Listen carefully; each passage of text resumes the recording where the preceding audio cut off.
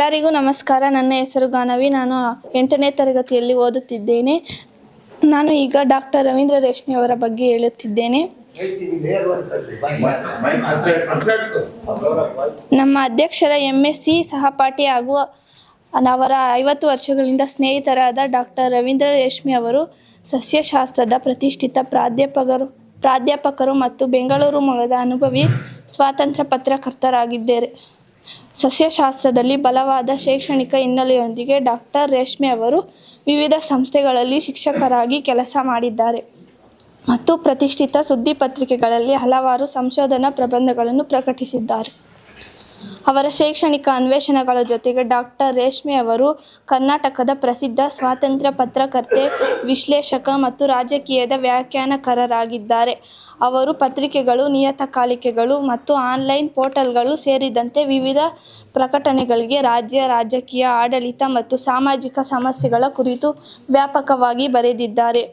Doctor ರೇಷ್ಮೆ ಅವರ ಒಳನೋಟವುಳ್ಳ ವಿಶ್ಲೇಷಣೆ ಮತ್ತು ಕರ್ನಾಟಕದ ರಾಜಕೀಯದ ವ್ಯಾಖ್ಯಾನವು ಅವರಿಗೆ ವಿಶ್ವಾಸಾರ್ಹ ಮತ್ತು ಸಮತೋಲಿತ ಧ್ವನಿ ಎಂದು ಖ್ಯಾತಿಯನ್ನು ತಂದುಕೊಟ್ಟಿದೆ. ರಾಜ್ಯ ರಾಜಕೀಯ, ಚುನಾವಣೆಗಳು ಮತ್ತು ಆಡಳಿತದ ಕುರಿತು ಅವರ ತಜ್ಞರ ಅಭಿಪ್ರಾಯಗಳಿಗಾಗಿ ಮಾಧ್ಯಮಗಳು ಅವರನ್ನು ಹೆಚ್ಚಾಗಿ ಹುಡುಕುತ್ತವೆ.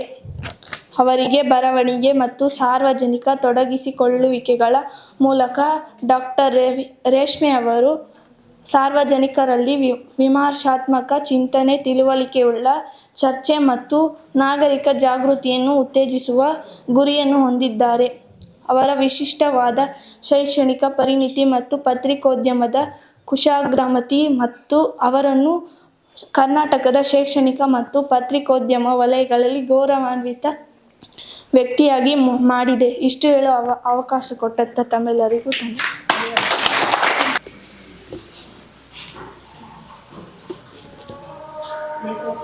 ಈ ಜ್ಞಾನಾಶ್ರಮದ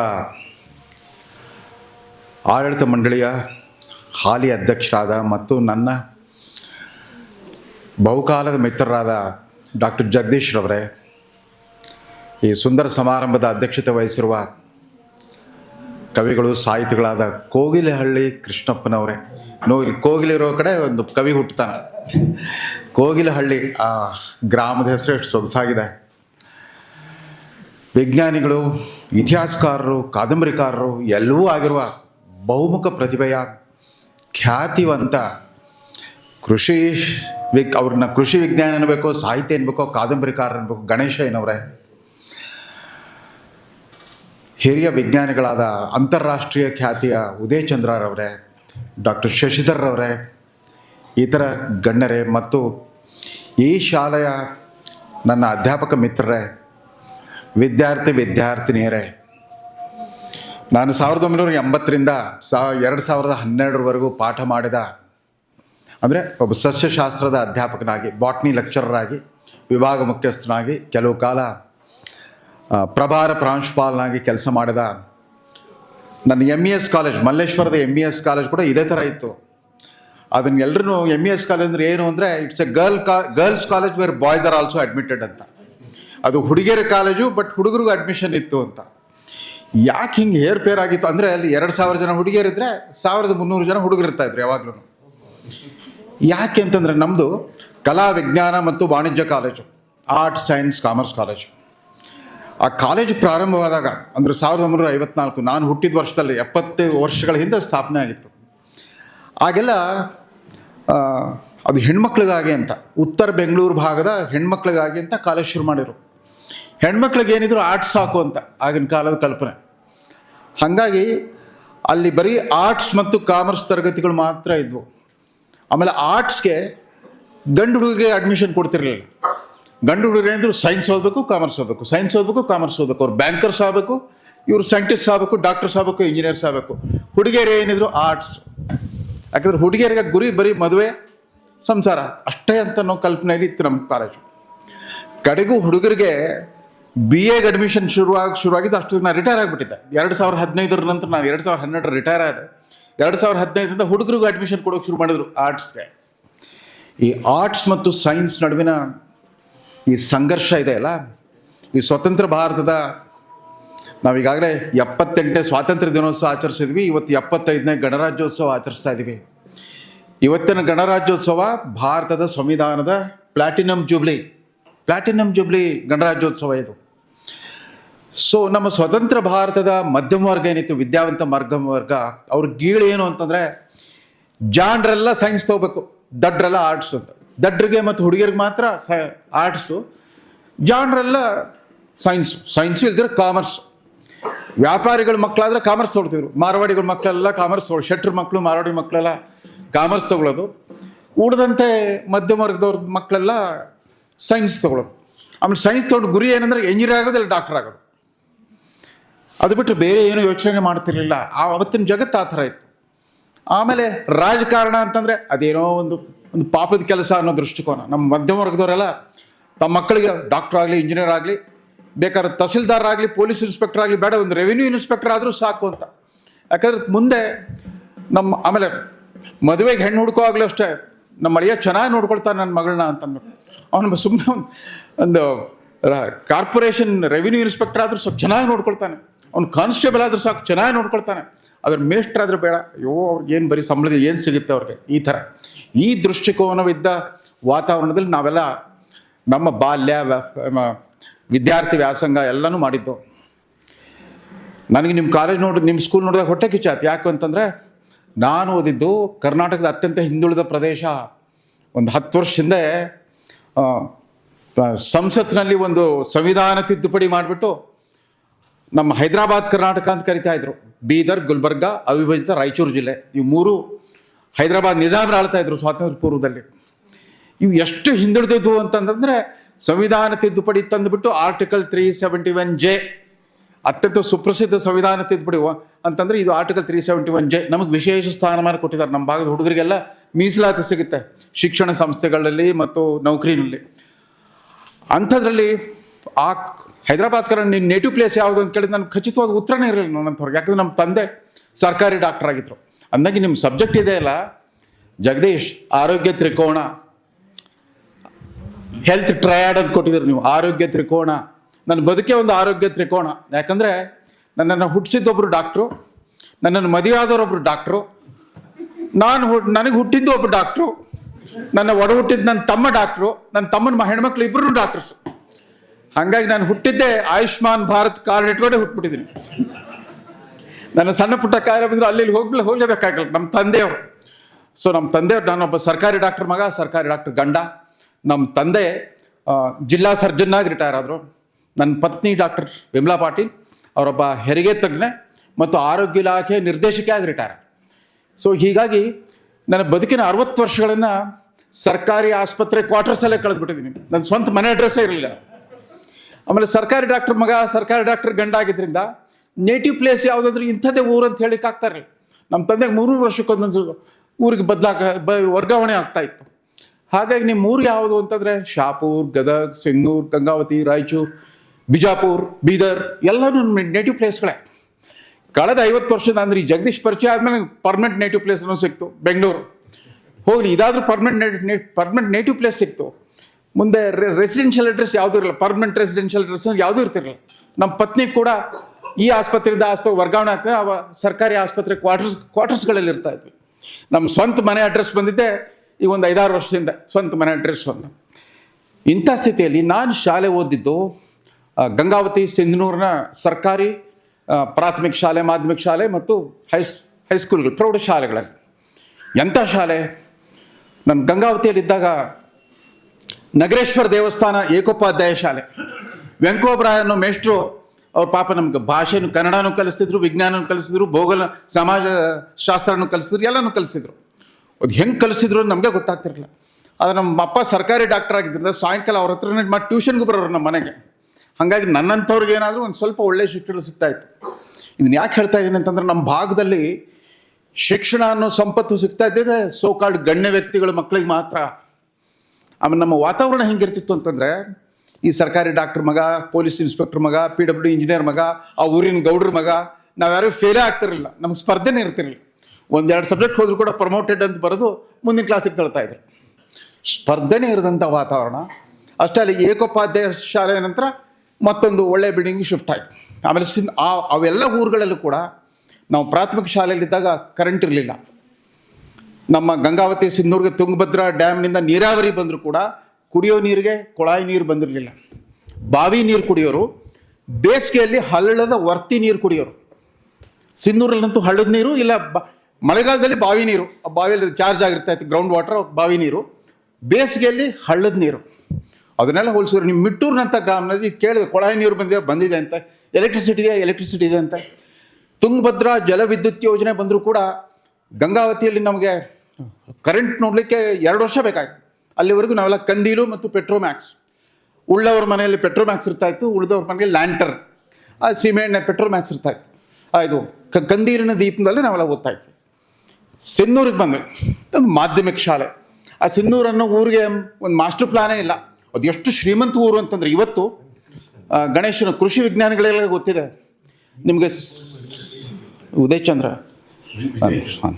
ವಿಜಯ್ ಚಂದ್ರ, ನಮ್ಮ ಸಿನ್ನೂರು ಗಂಗಾವತಿ ಇವತ್ತು ಎಷ್ಟು ಫೇಮಸ್ ಅಂತಂದರೆ, ಸೂರ ಮಾಸೂರಿ ಅಕ್ಕಿ ಎಲ್ಲಿಂದ ಬರುತ್ತೆ ಅಂದರೆ ಸಿನ್ನೂರು ಅಥವಾ ಗಂಗಾವತಿ, ಸಿನ್ನೂರು ಗಂಗಾವತಿ ಕಾರ್ನಾಟಕಿ.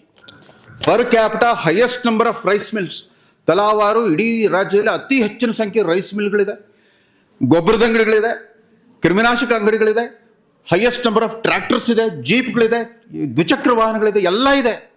ಒಂದೇ ಒಂದು ನಿಮ್ಮಂಥ ಗುಣಮಟ್ಟದ ಶಾಲೆ ಕಾಲೇಜ್ ಸ್ಥಾಪನೆ ಮಾಡೋಕ್ಕಾಗೇ ಇಲ್ಲ ಅಲ್ಲಿ ಜನಕ್ಕೆ. ಅಷ್ಟೊಂದು ಶ್ರೀಮಂತಿಕೆ ಇದೆ. ನಿಮ್ಮ ಮಂಡ್ಯ ಹಾಸನ ಏನೂ ಅಲ್ವೇ ಅಲ್ಲ. ಮಂಡ್ಯ ಹಾಸನ ಅಂತ ಏನೋ ಭತ್ತದ ಕಣಜ, ಕಬ್ಬಿಂದು, ಸಕ್ಕರೆ ಇದು ನಾಡು ಅಂತೆಲ್ಲ ಹೇಳ್ತಾ ಇದ್ರಿ. ಸಕ್ಕರೆ ಕಾರ್ಖಾನೆ ಇದೆ, ಎಲ್ಲನೂ ಇದೆ ಅಲ್ಲಿ. ಒಂದೇ ಒಂದು ಒಳ್ಳೆ ಗುಣಮಟ್ಟದ ಶಿಕ್ಷಣ ಕಾಲೇಜು ಅಥವಾ ಶಾಲೆ ಇಲ್ಲ. ಬಟ್ ನಾವಿದ್ದಾಗ ಇನ್ನೂ ಹೆಂಗಿರ್ಬೇಕು ನೋಡಿ. ಸೊ ನಾನು ಮಾಧ್ಯಮಿಕ ತರಗತಿ ಅಂತ ಇದ್ರು ಅವಾಗ. Primary school, middle school, high school ಅಂತ ಇದ್ರು. ನಮ್ಮ ಮಿಡ್ಲ್ ಸ್ಕೂಲ್ ಓದಿದ್ದು ಒಂದು ಮಾರ್ವಾಡಿ ಓಣೆಯ ಒಂದು ಹಳೆ ಈ ಮಣ್ಣಿನ ಹೆಂಟೆಯಿಂದ ಕಟ್ಟಿದ ಶಾಲೆ. ನಮಗೆ ಮಳೆಗಾಲ ಬಂದರೆ ಭಾಳ ಖುಷಿ ಆಗ್ತಾಯಿತ್ತು. ಯಾಕಂದರೆ ಮೇಲ್ಛಾವಣಿ ಸೋರ್ತಾ ಇರ್ತಿತ್ತು, ಕ್ಲಾಸಸ್ ಸಸ್ಪೆಂಡ್ ಮಾಡಿಬಿಡ್ತಾರೆ, ಮನೆ ಕಳಿಸ್ಬಿಡೋರು, ಖುಷಿಯಾಗಿರ್ತಾಯಿತ್ತು. ಆಮೇಲೆ ಏನಾಯಿತು, ಆಮೇಲೆ ನಮ್ಮ ಊರಿನ ಆಚೆ ಒಂದು ಹಳ್ಳ ಇತ್ತು. ಆ ಹಳ್ಳದಲ್ಲಿ ತುಂಗಭದ್ರಾ ಕ್ಯಾಂಪ್ ಇತ್ತು. ಅಂದರೆ ತುಂಗಭದ್ರಾ ಅಣೆಕಟ್ಟು ಕಟ್ತಾಯಿದ್ರು, ಅದಕ್ಕೆ ಸಂಬಂಧಪಟ್ಟ ಇವ್ರನ್ನೆಲ್ಲ ಆಫೀಸ್ ಇಂಜಿನಿಯರ್ಗಳೆಲ್ಲ ಅಲ್ಲಿರ್ತಾಯಿದ್ರು. ಆ ಕ್ಯಾಂಪ್ನಲ್ಲಿ ಒಂದು ಹೊಸ ಬಿಲ್ಡಿಂಗ್ ಕಟ್ಬಿಟ್ಟು ಹೈಸ್ಕೂಲ್ ಮಾತ್ರ ಅಲ್ಲಿ ಶಿಫ್ಟ್ ಮಾಡಿಬಿಟ್ರು, ನಮ್ಮನ್ನಲ್ಲೇ ಉಳಿಸ್ಬಿಟ್ರು. ಮಿಡ್ಲ್ ಸ್ಕೂಲ್ನವ್ರನ್ನ ಅದೇ ಸೋರೋ ಮಾಳಿಗೆ ಸ್ಕೂಲಲ್ಲಿ ಇಳಿಸ್ಬಿಟ್ರು. ಅಲ್ಲಿ ಬೆಂಚ್ ಇರ್ತಿರಲಿಲ್ಲ, ಡೆಸ್ಕ್ ಇರ್ತಿರಲಿಲ್ಲ, ಕೆಳಗೆ ಸುಮ್ಮನೆ ಕಾರ್ಪೆಟ್ ಹಾಸಿರ್ತಿದ್ವಿ, ಅದ್ರ ಮೇಲೆ ಕೂತಿರ್ತಿದ್ವಿ. ಸೊ ಮಳೆಗಾಲ ಬಂತಂದರೆ ಕೆಳಗೂ ತಂಪು, ಮೇಲೇನೂ ತಂಪು. ಮೇಲೆ ಒದ್ದೆ ಆಗ್ತಾಯಿತ್ತು, ಕೆಳಗೆ ತಂಪಾಗಿರ್ತಾರೆ. ಅವಾಗ ನಮ್ಮ ಮೇಸ್ಟ್ರುಗಳು ಹೇಳಿದರು, ಇಲ್ಲ ನೀವು ಕೂಡ ಕ್ಯಾಂಪಿನ ಶಾಲೆ ಬೇಕು ಅಂತಂದರೆ ನೀವು ಒಂದು ಚಳುವಳಿ ಮಾಡಬೇಕು ಅಂತಂದ್ರು. ಈ ಚಳುವಳಿ ಇದು ನಾವು ಬರೀ ಗಾಂಧಿ ನೆಹರು ಬಗ್ಗೆ ಓದ್ತಾ ಇದ್ವಿ, ಇತಿಹಾಸ ಪುಸ್ತಕಗಳು ಚಳುವಳಿ, ಆಂದೋಲನ ಅಂತ, ಸತ್ಯಾಗ್ರಹ ಅಂತ ಓದ್ತಾ ಇದ್ವಿ. ಇದೇನು ಅಂತ ಅಂದ್ಕೊಂಡು ಇಲ್ಲ ಒಂದು ಮನವಿ ಪತ್ರ ಬರೀರಿ ಅಂತಂದರು. ಎಲ್ಲರೂ ಹೆದರ್ಕೊಂಡ್ರು. ನಾನು ಸರ್ಕಾರಿ ಡಾಕ್ಟರ್ ಮಗ, ನನಗೂ ಡಾಕ್ಟರ್ ತುಂಬ ಲಿಖೋ ಅಂತಂದರು. ಅಲ್ಲ, ನಮ್ಮಲ್ಲಿ ನೀವು ಯಾವ ಥರ ಇಲ್ಲಿ ಮಾತೃಭಾಷೆ ಕನ್ನಡ, ನೀವು ಮಾತಾಡೋ ಭಾಷೆ ತೆಲುಗು, ನಮ್ಮೂರ ಕಡೆ ಎಲ್ಲ ಮಾತಾಡೋ ಭಾಷೆ ಉರ್ದು. ಅವರು ಒಬ್ಬ ಕನ್ನಡದ ಸುಪ್ರಸಿದ್ಧ ಕವಿ ಇದ್ರು ಕೂಡ ಉರ್ದು ಮಾತಾಡ್ತಾ ಇರ್ತಾರೆ. ಪರಸ್ಪರ ಸೊಗಸಾಗಿ ಸಂಭಾಷಣೆ ಮಾಡಿದ್ರೆ ಉರ್ದುನಲ್ಲಿ ಮಾಡ್ತಾರೆ. ತುಂಬ ಲಿಖೋ ಅಂತ ಮನವಿ ಪತ್ರ ಬರೆದ್ವಿ. ಮೆರವಣಿಗೆ ಹೊರಟ್ವಿ ಆ ಹೊಸ ಬಿಲ್ಡಿಂಗಿಗೆ. ಯಾವ ಸಾಲಿ ಬೇಕು, ಕ್ಯಾಂಪಿನ ಸಾಲಿ ಬೇಕು ಅಂತ ಎಲ್ಲಿಗೆ ಹೋದ್ವಿ. ಹೋದ ತಕ್ಷಣ ಯಾರೊಬ್ಬರು ರಿಬ್ಬನ್ನು ಕಟ್ಬಿಟ್ರು ಬಲವಂತವಾಗಿ. ಇನ್ನೇನು ಸರ್ಕಾರಿ ಆದೇಶಕ್ಕೇನು ಕಾಯಬೇಕಾಗಿಲ್ಲ, ಮನವಿ ಪತ್ರ ಕೂಡ ಕೊಟ್ಬಿಟ್ಟು. ನಮ್ಮೂರ ಕಡೆ ಈ ಥರ ಕಾನೂನು ಸುವ್ಯವಸ್ಥೆ ಅನ್ನೋದು ಏನು ಇರ್ತಿರಲಿಲ್ಲ, ನಾವು ಮಾಡಿದ್ದೆ ಕಾನೂನು. ಅಲ್ಲಿ ಹೋಗಿ ನಿಂತ ತಕ್ಷಣ ಯಾರೊಬ್ಬರು ರಿಬ್ಬನ್ನು ಕಟ್ಬಿಟ್ರು ಆ ಬಿಲ್ಡಿಂಗಿಗೆ. ಮಿಡ್ಲ್ ಸ್ಕೂಲ್ ಹುಡುಗರೆಲ್ಲ ಬಂದುಬಿಟ್ಟಿದ್ವಿ ನಾವು, ಒಂದು 300 ಜನ. ಒಳಗೆ ನುಗ್ಗಬೇಕಲ್ಲ, ರಿಬ್ಬನ್ ಕಟ್ಟಿದ್ಮೇಲೆ ಮೇಸ್ಟ್ರಿಗೆ ಉದ್ಘಾಟನೆ ಮಾಡಬೇಕು, ರಿಬ್ಬನ್ ಕಟ್ ಮಾಡಬೇಕು. ಯಾರೂ ಮುಂದಕ್ಕೆ ಬರಲಿಲ್ಲ. ಅಲ್ಲೂ ಅಷ್ಟೇ, ನನ್ನ ಕೈಗೆ ಒಂದು ಸಣ್ಣದೊಂದು ರೇಸರ್ ಬ್ಲೇಡ್ ಕೊಟ್ಬಿಟ್ಟು ಡಾಕ್ಟರ್ ತುಂಬ ಕಾಟೋ ಅಂತಂದು ಟಕ್ ಅಂತ ಕಟ್ ಮಾಡಿದೆ. ನಾನು ಮಾಡಿದ ಮೊದಲೇ ಉದ್ಘಾಟನೆ ನನ್ನ 6ನೇ ತರಗತಿ ವಿದ್ಯಾರ್ಥಿ ಆಗಿತ್ತು. ಅಲ್ಲಿಗೆ ಬಂದಮೇಲೆ ಒಂದು ಸೌಲಭ್ಯ ಏನು ಸಿಕ್ತು ಅಂತಂದರೆ, ಬೆಂಚ್ಗಳು ಬಂದವು. ಬೆಂಚ್ಗಳಂದರೆ ಡೆಸ್ಕ್ ಇಲ್ಲ, ರೈಟಿಂಗ್ ಟೇಬಲ್ ಇಲ್ಲ, ಬರೀ ಸಿಟ್ಟಿಂಗ್ ಬೆಂಚಸ್ ಸಿಕ್ತು. ಹಾಗಾಗಿ ನಮ್ಮ ಶುದ್ಧ ಬರಹ ಎಲ್ಲ ತೊಡೆ ಮೇಲೆ ನೋಟ್ಬುಕ್ ಇಟ್ಕೊಂಡ್ಬಿಟ್ಟು ನಾವು ಬರೀತಾ ಇದ್ವಿ ಆ ಕಾಲ. ಕನ್ನಡ ಮಾಧ್ಯಮ ಶಾಲೆಗಳು. ಆಮೇಲೆ ನಮಗೆ ಕಲಿಕೆ ಬೋಧನೆ ಅರ್ಥನೇ ಗೊತ್ತಾಗ್ತಾ ಇರಲಿಲ್ಲ. ಆಮೇಲೆ 7ನೇ ತರಗತಿ ಪರೀಕ್ಷೆ ಮತ್ತು 10ನೇ ತರಗತಿ ಪರೀಕ್ಷೆ, ಅದು ಪಬ್ಲಿಕ್ ಪರೀಕ್ಷೆ ಅಂತ ಕರಿತಾ ಇದ್ರಲ್ಲ. ಪಬ್ಲಿಕ್ ಪರೀಕ್ಷೆಯಲ್ಲಿ ನಮ್ಮೂರಲ್ಲೆಲ್ಲ ಸಾಮೂಹಿಕ ಕಾಪಿ ಅನ್ನೋದು ಒಂದು ಸಂಸ್ಕೃತಿ ಆಗೋಗ್ಬಿಟ್ಟಿತ್ತು. It was a rule rather than exception. ಯಾವ ಅಪರೂಪಕ್ಕೆ ಯಾರೋ ಒಬ್ಬ ಕಾಪಿ ಮಾಡಿ ಸಿಕ್ಕಾಕೊಡ್ತಾನಂತಲ್ಲ, ಇಡೀ ಕ್ಲಾಸೇ ಕಾಪಿ ಹೊಡಿತಾ ಇತ್ತು. ಯಾಕಂದ್ರೆ ಮೇಸ್ಟ್ರುಗಳೇ ಬಂದು ಉತ್ತರಗಳನ್ನು ಬರೆದ್ಬಿಡ್ತಾ ಇದ್ರು. ಯಾಕಂದ್ರೆ ಅವ್ರು ಒಳ್ಳೆ ರಿಸಲ್ಟ್ ಬರ್ದಿದ್ರೆ ಅವ್ರು ಸಂಬಳ ಕಟ್ಟಾಗುತ್ತೆ, ಸರ್ಕಾರ ಅವ್ರಿಗೆ ನೋಟಿಸ್ ಕೊಡುತ್ತೆ, ನಮ್ಮನ್ನೆಲ್ಲ ಪಾಸ್ ಮಾಡಿಬಿಡ್ತಾರೆ. ಮತ್ತು ನಾ ಹೇಳಿದ್ನಲ್ಲ, ಗಣ್ಯ ವ್ಯಕ್ತಿಗಳ ರಾಜ್ಯ. ಈ ಡಾಕ್ಟರ್ ಮಗ, ಇಂಜಿನಿಯರ್ ಮಗ, ಪೊಲೀಸ್ ಆಫೀಸರ್ ಮಗ, ನಾವ್ಯಾರು ಫೇಲೇ ಆಗ್ತಿರಲ್ಲ. ನಾನು 9ನೇ ತರಗತಿವರೆಗೂ ಇದನ್ನು ನೋಡಿ ಸಾಕಾಯ್ತು. ಕೊನೆ ನಮ್ಮ ತಂದೆ ಜಗಳ ಆಡಿಬಿಟ್ಟು ಗದಗ್ ಹೋದೆ. ಅದು ಗದಗ್ ಮುಂಬೈ ಕರ್ನಾಟಕ ನಿಮ್ಮಂಥರ ಹಳೆ ಮೈಸೂರು ಥರ ಸ್ವಲ್ಪ ಸುಧಾರಿತ ಪ್ರದೇಶ ಆಗಿತ್ತು. ಅದು ಬ್ರಿಟಿಷರ ಆಳ್ವಿಕೆಯಲ್ಲಿತ್ತು. ಅಂದರೆ ಯಾವುದಾದ್ರು ಧಾರವಾಡ, ಬೆಳಗಾಂ, ಬಿಜಾಪುರ ಮತ್ತು ಕಾರವಾರ ಜಿಲ್ಲೆಗಳು ಮುಂಬೈ ಪ್ರಾಂತದಲ್ಲಿದ್ದವು. ಅಲ್ಲೊಂದು ಪ್ರೈವೇಟ್ ಸ್ಕೂಲ್ಗೆ ಹೋದೆ, ವಿದ್ಯಾದಾನ ಸಮಿತಿ ಸ್ಕೂಲ್ ಅಂತ. ನಮ್ಮ ಹೆಡ್ ಮಾಸ್ಟರ್ ಕೂಡ ಬೆಂಗಳೂರು ಕಡೆಯವರು, ಯಾರೋ KSN ಅಯ್ಯಂಗಾರ್ ಅಂತಿದ್ರು, ರಾಷ್ಟ್ರಪತಿ ಪ್ರಶಸ್ತಿ ವಿಜೇತರು ಆ ಕಾಲದಲ್ಲಿ. ಆ ಸ್ಕೂಲಲ್ಲಿ ಹೋದರೆ ಯಾವುದೋ ಒಂದು ಕೇಂಬ್ರಿಡ್ಜ್ ಆಕ್ಸ್ಫರ್ಡ್ ವಿಶ್ವವಿದ್ಯಾಲಯಕ್ಕೆ ಬಂದಂಗೆ ಅಂತ ನಾನು ಇಂಥ ಶಾಲೆಯಲ್ಲಿ ಓದೋನು ಅಲ್ಲಿಗೆ ಬಂದ ಕೂಡಲೇ ಡೆಸ್ಕ್ ಇತ್ತು. ಫಸ್ಟ್ ಆಫ್ ಆಲ್ ಡೆಸ್ಕ್ ಇತ್ತು. ಅದ್ರ ಜೊತೆಗೆ ಬೆಳಿಗ್ಗೆ ರಾಷ್ಟ್ರಗೀತೆ ಯಾವ ಥರ ಇರ್ತಿತ್ತಂದರೆ, ರವೀಂದ್ರನಾಥ್ ಟ್ಯಾಗೋರ್ ಅವರು ಬರೆದ ಜನಗಣಮನ, ಅದು 3 ಸ್ಟ್ಯಾಂಜಾಸ್ ಇದೆ. ಅಲ್ಲಿ 3 ಸ್ಟ್ಯಾಂಜಾ ಹಾಡಿಸ್ತಿದ್ರು. ಪ್ರತಿ ದಿವಸ ರಾಷ್ಟ್ರಗೀತೆ 3 ಸ್ಟ್ಯಾಂಜಾ ಹಾಡೋದು. ಶನಿವಾರದ ದಿವಸ ಮಾಸ್ ಡ್ರಿಲ್ ಇರ್ತಾ ಇತ್ತು, ಸಾಮೂಹಿಕ ಕವಾಯಿತು. ಅಲ್ಲಿ ಒಂದೇ ಮಾತ್ರ ಅದ್ರದ್ದು ಎಲ್ಲ 3 ಸ್ಟ್ಯಾಂಜಾಗಳನ್ನ ಹಾಡಿಸೋರು ಆ ಸ್ಕೂಲಲ್ಲಿ. ಆಮೇಲೆ ಪ್ರತಿ ವರ್ಷ ವಾರ್ಷಿಕೋತ್ಸವ ಬರುತ್ತಲ್ಲ, ಪ್ರತಿಯೊಬ್ಬರು ತರಗತಿಗಳಿಗೆ ನಾವೇ ಸುಣ್ಣ ಬಣ್ಣ ಬಳೆದು ಚಿತ್ರಗಳನ್ನು ಬಿಡಿಸ್ಬಿಟ್ಟು ಕಾಂಪಿಟಿಷನ್, ಅಂದರೆ ತರಗತಿಗಳ ಅಲಂಕಾರದ ಒಂದು ಸ್ಪರ್ಧೆ ಇರ್ತಾ ಇತ್ತು ಅಲ್ಲಿ ಒಂದೇ ಒಂದು ಇಂಗ್ಲೀಷ್ ಮೀಡಿಯಂ ಸೆಕ್ಷನ್, ಉಳಿದಿದ್ದೆಲ್ಲ ಕನ್ನಡ ಮೀಡಿಯಂ ಸೆಕ್ಷನ್. ಆ ಇಂಗ್ಲೀಷ್ ಮೀಡಿಯಂ ಸೆಕ್ಷನ್ ಇದ್ದವರು ನಾವು ತುಂಬ ಜಾಣರು ಅನ್ನೋ ಥರ ನೋಡ್ತಾ ಇದ್ವಿ. ಆ ಕಾಲದಲ್ಲೆಲ್ಲ SLC ರ್ಯಾಂಕು ಅಂದರೆ ನ್ಯಾಷನಲ್ ಕಾಲೇಜು ನ್ಯಾಷನಲ್ ಹೈಸ್ಕೂಲು, ವಿಜಯ ಹೈಸ್ಕೂಲ್, ಇಲ್ಲ ಸೆಂಟ್ ಜೋಸೆಫ್ ಇಂಡಿಯನ್ ಹೈಸ್ಕೂಲ್, ಈ ಹುಡುಗರೇ ಯಾವಾಗಲೂ ರ್ಯಾಂಕ್ ಕೊಟ್ಟು ಬೆಂಗಳೂರು ಹುಡುಗರ ಕಡೆ ನಾವು ಭಾಳ ಬೆರಗುಗಣ್ಣಿಂದ ನೋಡ್ತಾ ಇರ್ತಿದ್ವಿ. ನಾನು ಕಡೆಗೂ ಆ ಸ್ಕೂಲಲ್ಲಿ SLC ಪಾಸ್ ಆದಾಗ 5 ಜನಕ್ಕೆ ಫಸ್ಟ್ ಕ್ಲಾಸ್ ಬಂತು, ನನಗೆ 59.9 ಬಂತು, 1 ಮಾರ್ಕ್ದು ಮಿಸ್ ಆಯಿತು. ಬಟ್ ಅದೇ ಒಂದು ದೊಡ್ಡ ಸಾಧನೆ. ನಾವೆಲ್ಲ ಜಾಣರು ಅಂತ ಅನ್ಸ್ಕೊಂಡ್ಬಿಟ್ಟಿದ್ವಿ ಕನ್ನಡ ಮೀಡಿಯಮಲ್ಲಿ ಓದ್ಬಿಟ್ಟು. ಬಟ್ ನನ್ನ ಅದೃಷ್ಟ ಹೆಂಗಂದರೆ, ನಮ್ಮ ತರಗತಿಯಲ್ಲಿ ಯಾವಾಗ ನಾನು 2 ವರ್ಷ ಚಿಕ್ಕವನಾಗಿರ್ತಾ ಇದ್ದೆ. ನಾವೇ ಏಕೀಕರಣಗೊಂಡು ಕರ್ನಾಟಕ ಏಕೀಕರಣ ಆದಮೇಲೆ ಬಂದು ನಾವು ಈ ಕನ್ನಡ ರಾಜ್ಯ ಸೇರ್ಕೊಂಡಿದ್ದು, ಕನ್ನಡ ನಾಡು ಸೇರ್ಕೊಂಡಿದ್ದು. ಹಂಗಾಗಿ ಪ್ರತಿ ಸಾರಿ ಸಿಲೆಬಸ್ ಚೇಂಜ್ ಆಯಿತು, ಏನಾಯಿತು, ನಮಗೆಲ್ಲ 2 ಸಾರಿ ಡಬಲ್ ಪ್ರಮೋಷನ್ ಕೊಟ್ಬಿಟ್ಟು ನಾನು 1967ರಲ್ಲಿ SLC ಪಾಸ್ ಆದಾಗ 12.5 ವರ್ಷ ನಂಗೆ. ಆಮೇಲೆ ನಮ್ಮ ಚಿಕ್ಕ ವಯಸ್ಸಿನವ್ರಿಗೆ PUC ಅಡ್ಮಿಷನ್ ಕೊಡ್ತಿರ್ಲಿಲ್ಲ. ಅವಾಗ PUC ಅಂತಂದರೆ ಯೂನಿವರ್ಸಿಟಿಗಳಲ್ಲಿ PUC ಇರ್ತಿತ್ತು. Bengaluru university, Karnataka university, Mysuru university. ಪಾಪ ಅಲ್ಲೆಲ್ಲೂ ಕೊಡ್ತಿರ್ಲಿಲ್ಲ. ಬೆಂಗಳೂರು ಯೂನಿವರ್ಸಿಟಿಯಲ್ಲಿ ನಮ್ಮ ಜ್ಞಾನಪೀಠ ಪ್ರಶಸ್ತಿ ವಿಜೇತ ಡಾಕ್ಟರ್ VK ಗೋಕಾಕ್ ಅವರು ಕುಲಪತಿಗಳಾಗಿದ್ದರು, ವೈಸ್ ಚಾನ್ಸಲರ್ ಆಗಿದ್ದರು. ಅವರು ಕೂಡ ನಮ್ಮ ಭಾಗದಿಂದ ಬಂದವರೇ, ಮುಂಬೈ ಕರ್ನಾಟಕ ಆ ಕಡೆಯಿಂದ ಬಂದವರು. ಅವ್ರಿಗೆ ಗೊತ್ತಿತ್ತು ಈ ಕನ್ನಡ ಮಾಧ್ಯಮದಲ್ಲಿ ಓದಿರೋ ಹುಡುಗರಿಗೆ ಏನು ಸಮಸ್ಯೆ ಇರುತ್ತೆ ಅಂತ ಅಂದ್ಬಿಟ್ಟು. ಅದ್ರ ಜೊತೆಗೆ ನಮ್ಮಂಥ ಅಲ್ಪವ್ಯಯಿಗಳಿದ್ದು ನಾವೊಂದು 6,000 ಜನ ಇದ್ವಿ ಅಂಡರ್ ಏಜ್ ಸ್ಟೂಡೆಂಟ್ಸ್ ಅಂತ. ಸೆಂಟ್ರಲ್ ಕಾಲೇಜಿಗೆ ಬಂದ್ವಿ. ನಮಗೆ ಸೆಂಟ್ರಲ್ ಕಾಲೇಜ್ ಫಿಸಿಕ್ಸ್ ಲೆಕ್ಚರ್ ಅಲ್ಲಿ ಕೂಡಿಸ್ಬಿಟ್ಟು ನಿಮ್ಯಾನ್ಸ್ನಿಂದ ತಜ್ಞರನ್ನು ಕರೆಸಿ ನಮ್ಮದೊಂದು IQ ಟೆಸ್ಟ್ ಮಾಡಿದರು, ನಮ್ಮ ಬುದ್ಧಿ ಬೆಳೆದಿದೆಯೋ ಇಲ್ಲ ಅಂತ. ಈ 12-13 ವರ್ಷಕ್ಕೆ SLC ಪಾಸ್ ಆಗಿರೋ ಹುಡುಗರು PUC ಓದೋದಕ್ಕೆ ಲಾಯಕ್ ಆಗಿದಾರೋ ಇಲ್ಲ ಅಂತ. ಅದರಲ್ಲಿ ಯಾರು ನಾವು ಎಲಿಜಿಬಲ್ ಅನ್ಸ್ಕೊಂಡು ನಮ್ಮದಲ್ಲಿ ಲಿಸ್ಟ್ ಹಾಕಿದ್ರು. ಆಮೇಲೆ ನಮ್ಮ ಕಾಲೇಜಿಗೆ ಅಡ್ಮಿಷನ್ ಸಿಕ್ತು. ಅದು ನನಗೆ ಸೆಂಟ್ ಜೋಸೆಫ್ಸ್ ಕಾಲೇಜಲ್ಲಿ ಅಡ್ಮಿಷನ್ ಸಿಕ್ತು. ಸೆಂಟ್ ಜೋಸೆಫ್ಸ್ ಕಾಲೇಜ್ ಆ ಕಾಲದಲ್ಲಿ ಅತ್ಯಂತ ಪ್ರತಿಷ್ಠಿತ ಕಾಲೇಜ್ಗಳು. National college, saint Joseph's college, Vijaya college, APS college ಅಂದರೆ ಇವ್ರನ್ನೆಲ್ಲ ತುಂಬ ಅತಿಜಾಣ ಹುಡುಗರು ಅಲ್ಲಿಗೆ ಅಡ್ಮಿಷನ್ ಸಿಗುತ್ತೆ ಅನ್ನೋ ಒಂದು ಪ್ರತೀತಿ ಇತ್ತು ಅವಾಗೆಲ್ಲ. ಅದು ಸೆಂಟ್ ಜೋಸೆಫ್ಸ್ ಕಾಲೇಜಿನಲ್ಲಿ ಬಹುಮುಖಿ ಪ್ರತಿಭಾವಂತರು ಇದ್ರು. ಆಟದಲ್ಲೂ ಅವರೇ ಫಸ್ಟು, ಕಾಲೇಜ್ ಯೂನಿಯನ್ ಆ್ಯಕ್ಟಿವಿಟೀಸ್ ಅವರೇ ಫಸ್ಟು, ಎಲ್ಲದರಲ್ಲೂ ಅವರೇ ಫಸ್ಟು, ವಿದ್ಯೆಯಲ್ಲಿ ಕೂಡ ಅವರೇ ಫಸ್ಟ್, ಅಂಥ ಕಾಲೇಜು. ಬಟ್ ಅಲ್ಲಿಗೆ ಹೋದರೆ ಅದು ನಿಜವಾಗ್ಲೂ ಇಂಗ್ಲೆಂಡ್ನಲ್ಲಿ ಓದ್ದಂಗೆ ಆಗ್ತಾಯಿತ್ತು.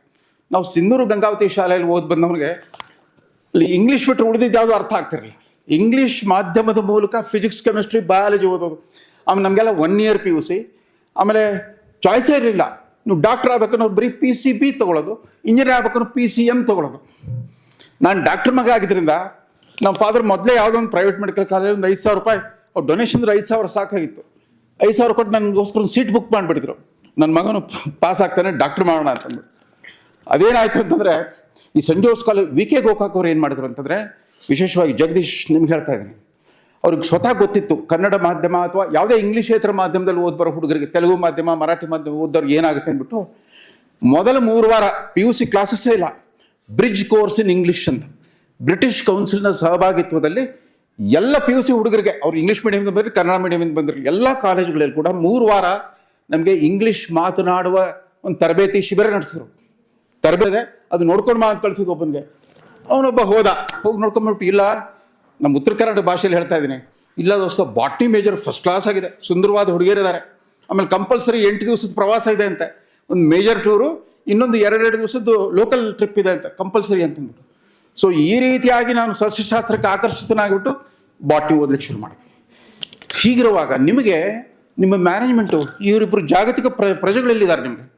ಅವರು ನಮ್ಮ ಜೊತೆಗೆ ಸೆಂಟ್ರಲ್ ಕಾಲೇಜಲ್ಲಿ PhD ಮಾಡ್ತಾಯಿದ್ರು, ಬಿಟ್ಟರು, ಐರ್ಲೆಂಡ್ಗೆ ಹೋದರು, PhD ಮಾಡಿದ್ರು, ಅಮೇರಿಕಕ್ಕೆ ಹೋದರು, ಆಮೇಲೆ ಆಸ್ಟ್ರೇಲಿಯಾದಲ್ಲಿ ತಮ್ಮ ಬದುಕು ಕಟ್ಕೊಂಡ್ರು, ವಾಪಸ್ ಬಂದು ಈ ಹಳ್ಳಿನಲ್ಲಿ ನಿಮ್ಮ ಶೈಕ್ಷಣಿಕ ಸುಧಾರಣೆ ಕೈ ಹಾಕಿದ್ದಾರೆ.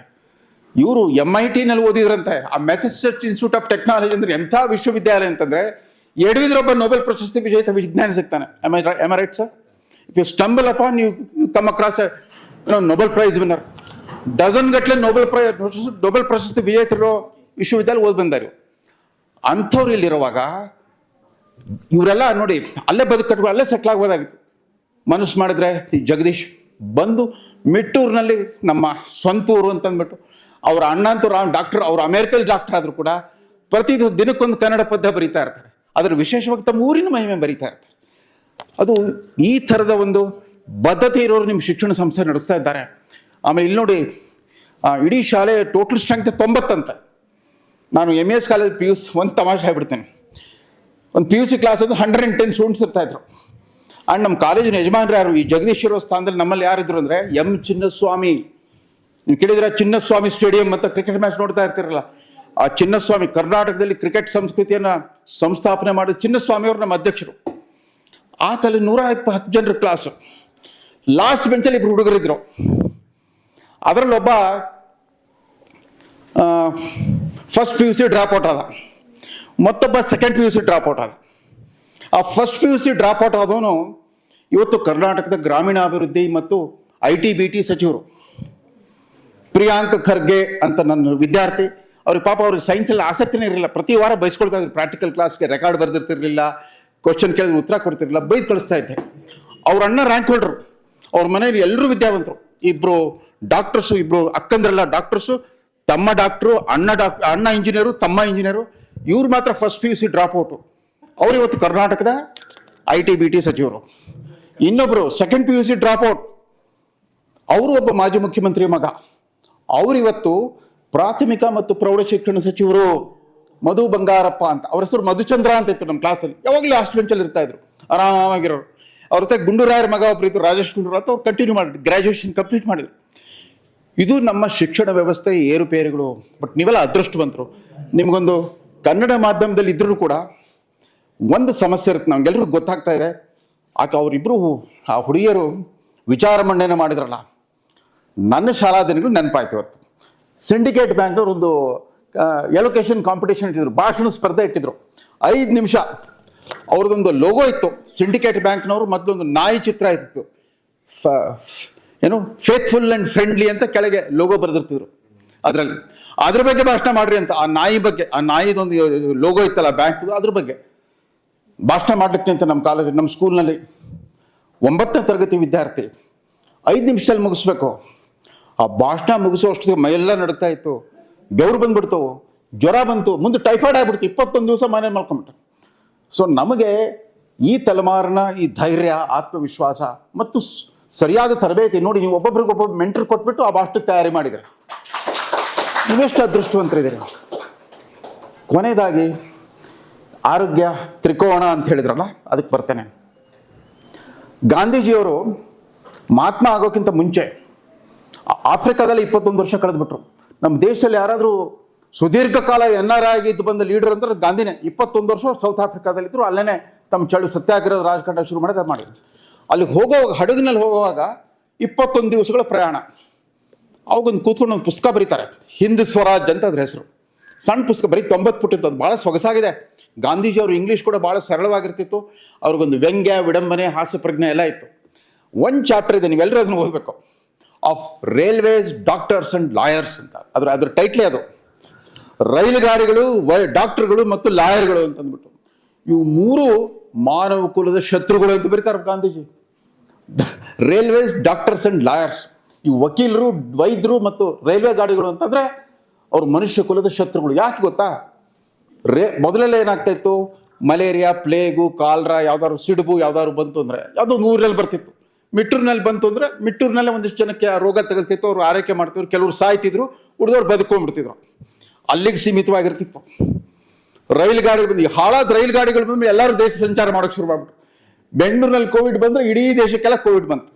ಫಸ್ಟ್ ಕೋವಿಡ್ ಡೆತ್ ರಿಪೋರ್ಟ್ ಆಗಿದ್ದು ನಮ್ಮ ಹೈದರಾಬಾದ್ ಕರ್ನಾಟಕದ ಆರ್ಟಿಕಲ್ 371J ಅಲ್ಲಿ ಗುಲ್ಬರ್ಗಾದಲ್ಲೇ ಫಸ್ಟ್ ಡೆತ್ ಆಗಿದ್ದು, ಕೋವಿಡ್ ಡೆತ್. ಇಡೀ ದೇಶ ತುಂಬ ಸಾವುಗಳಾಗ ಶುರು ಆಗ್ಬಿಟ್ಟು. ಈ ರೈಲು ಗಾಡಿಗಳು ಬಂದಮೇಲೆ ಇವೆಲ್ಲ ಅಂಟು ರೋಗಗಳು ದೇಶಾಂತರ ಪ್ರಪಂಚದಾದ್ಯಂತ ಹರಡೋಕೆ ಶುರು ಆಗ್ಬಿಟ್ಟು. ಅದರಿಂದ ರೈಲು ಗಾಡಿಗಳು ಕೂಡ ಮಾನವ ಕುಲದ ಶತ್ರುಗಳು. ಆಮೇಲೆ ಡಾಕ್ಟರ್ಗಳು. ನಾನು ತ್ರಿಕೋಣ ಡಾಕ್ಟರ್ಗಳ ತ್ರಿಕೋಣದಲ್ಲೇ ನಾವು ಬದುಕು ಕಾಣಿಸ್ತಾವೆ. ಹಾಗೂ ಡಾಕ್ಟರ್ ಇದ್ದಾರೆ ಅಂತಂದ್ಬಿಟ್ಟು ತಿನ್ನಬಾರ್ದಷ್ಟು ತಿನ್ನೋದು, ತಿನ್ನಬಾರ್ದನ್ನೆಲ್ಲ ತಿನ್ನೋದು, ಕುಡಿಬಾರ್ದನ್ನೆಲ್ಲ ಕುಡಿಯೋದು, ಅಗತ್ಯಕ್ಕಿಂತ ಹೆಚ್ಚು ಕುಡಿಯೋದು, ಅಜೀರ್ಣ ಆಗೋದು. ಯಾಕಂದ್ರೆ ಹೆಂಗೂ ಡಾಕ್ಟರ್ ಇದ್ದಾನೆ ನೋಡ್ಕೊಳ್ಳೋಕೆ. ಹಾರ್ಟ್ ಫೇಲ್ಯೂರ್ ಆದರೆ ಒಬ್ಬ ಕಾರ್ಡಿಯಾಲಜಿಸ್ಟ್ ಇರ್ತಾನೆ, ಕಿಡ್ನಿ ಫೇಲ್ಯೂರ್ ಆದರೆ ಒಬ್ಬ ನೆಫ್ರಾಲಜಿಸ್ಟ್ ಇರ್ತಾನೆ, ಮತ್ತೇನಾದರೂ ಮತ್ತೊಬ್ಬರು ಇರ್ತಾರೆ, ಕಣ್ಣಿಗೊಬ್ಬ ಡಾಕ್ಟರ್ ಇದ್ದಾನೆ, ಈಗಂತೂ ಸ್ಪೇರ್ ಪಾರ್ಟ್ಗೊಬ್ಬ ಡಾಕ್ಟರ್ ಇದ್ದಾನೆ.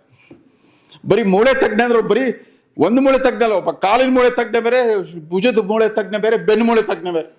ಹೆಂಗೂ ಡಾಕ್ಟರ್ಸ್ ಇದಾರಲ್ಲ ಅಂತಂದು ನಮ್ಮ ದೇಹದ ಆರೋಗ್ಯವನ್ನು ನಿರ್ಲಕ್ಷ್ಯ ಮಾಡ್ತಾ ಹೋಗ್ತವೆ. ಆಮೇಲೆ ವಕೀಲರು ಹೆಂಗೂ ಲಾಯರ್ ಇದ್ದಾರೆ, ಅಪ್ಪನ ಆಸ್ತಿ ಮೇಲೆ ಮಕ್ಳು ಕೇಸ್ ಹಾಕೋದು, ಮಕ್ಕಳಿಗೆ ಆಸ್ತಿ ಕೊಡಬಾರ್ದು, ತಂದೆ ಮಕ್ಕಳ ಮೇಲೆ ಕೇಸ್ ಹಾಕೋದು. ಆಮೇಲೆ ಸಹೋದರರೆಲ್ಲ ಒಬ್ಬರ ಮೇಲೆ ಒಬ್ರು ಕೇಸ್ ಹಾಕೊಂಡಿರೋದು. ಯಾಕಂದ್ರೆ ಹೆಂಗೂ ಲಾಯರ್ ಇರ್ತಾರೆ, ಫೀಸ್ ಕೊಟ್ಟರೆ ಸಾಕು ನಾವು ಕೇಸ್ ಗೆಲ್ತೀವಿ ಅಂತ. ಮಾನವ ಕುಲದ ಶತ್ರುಗಳು ಅಂತ. ಸೊ ಗಾಂಧೀಜಿ ಬದುಕನ್ನು ನೋಡಿದ್ದು ಆ ರೀತಿ. ಸೊ ಯಾವುದೇ ವೃತ್ತಿ ಇದ್ರೂ ಕೂಡ ಅಲ್ಲಿ ಮಾನವೀಯತೆ, ಸಹೋದರತ್ವ ಮತ್ತು ಶಿಕ್ಷಣ ಹಾಕಬೇಕು ಕಡೆಗೆ. ನಿಮಗೆ ಶಿಕ್ಷಣ ಅಂದರೆ ಏನು ಡೆಫಿನೇಷನ್ ಕೊಡ್ತೀರಿ? ಯಾರಾದರೂ ಒಬ್ರು ನೀವೆಲ್ಲ ತುಂಬ ಜಾಣ ವಿದ್ಯಾರ್ಥಿನಿ ಇರಿದ್ದೀರಿ. ನನ್ನ ವಿದ್ಯಾರ್ಥಿಗಳ ಬಗ್ಗೆ ಭಾಳ ಅನ್ಕೋಪ, ನೀವು ಮೈನಾರಿಟಿ ಅವ್ರ ಮೆಜಾರಿಟಿ. ಹೋಗಲಿ, ಶಿಕ್ಷಣ ಅಂದರೆ ಏನು, ಅದರ ಡೆಫಿನೇಷನ್ ಕೊಡಿ.